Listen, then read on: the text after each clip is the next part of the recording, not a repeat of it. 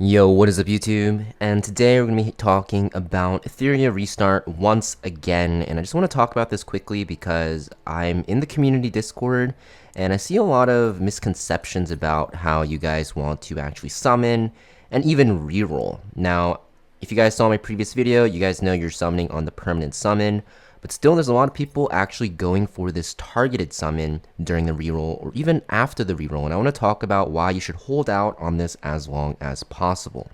Now at first glance it looks very tempting because you're guaranteed an SSR within 40 summons.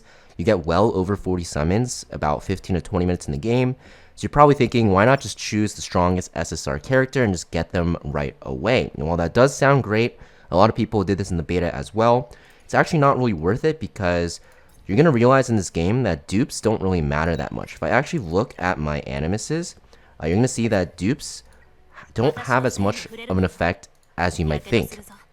So you're going to see, at 1, 2, 3, or even 4 dupes, you do get some good stats, like 5% attack and health or 12% crit damage. It only really matters at the 5th one, which is going to give you 10% extra damage overall and reduce your damage taken by 10%. So dupes in this game, unless you spend a lot, like not even just the whale, but unless you're like a giga whale, they're not going to really benefit you as much as other games might actually have you think. So what you're going to end up wanting to do is actually, if you do end up summoning at all, make sure you guys summon on the permanent summon or even Freya or Messiahs.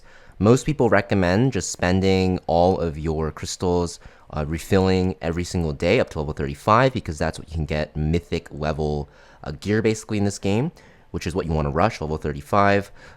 But before that, probably want to save your crystals, but if you do want to spend them on banners, you probably want to avoid the targeted summon as long as possible because you want to save this to actually choose a character that will round out your team composition. And what I mean by that is you might be missing a certain role for a specific dungeon that you want to farm for gear. So because of that, you are going to want to hold off on this as long as possible until you've expended pretty much all the summons you can get in this game. And what I mean by that is I'm on Pride right now. This is a pretty general, basic, generic tier list for the game.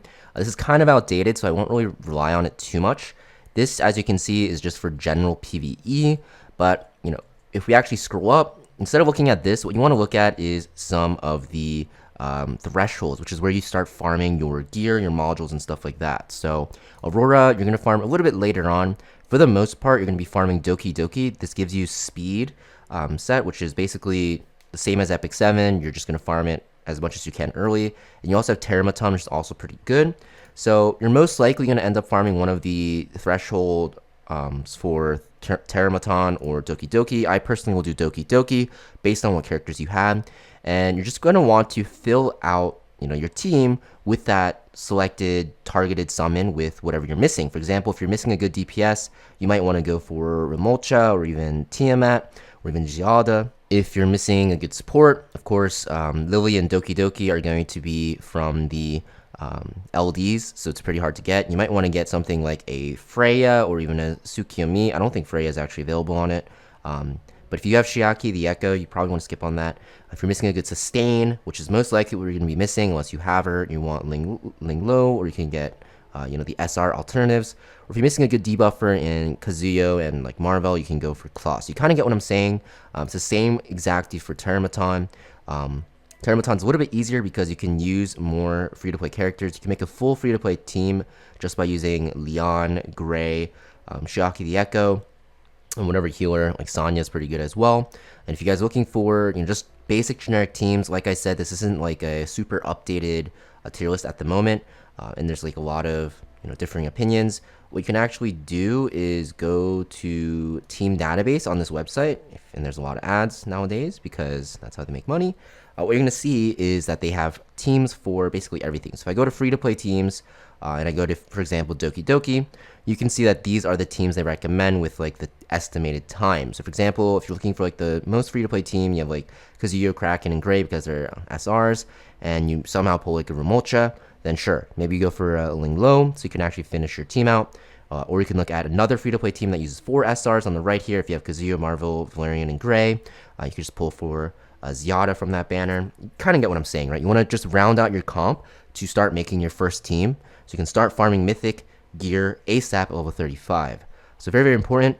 Of course, this works for Teramaton as well. And of course, these teams are just suggestions. There's a lot more teams out there. These are just free to play teams. You can always just round out your team with whatever characters you have.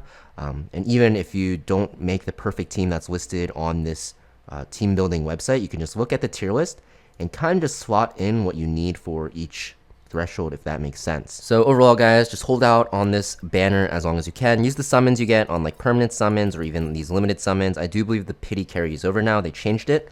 And with your crystals or your hydra crystals, yeah, you make sure you're refreshing your energy every single day as much as you can, because you want to rush level 35.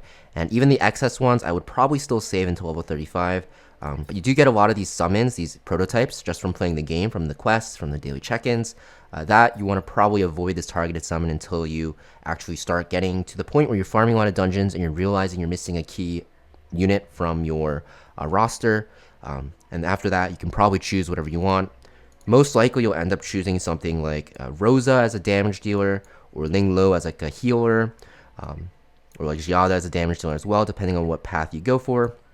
Or even Kloss as a debuffer as well for Doki Doki. Those four are probably the most likely choices for you.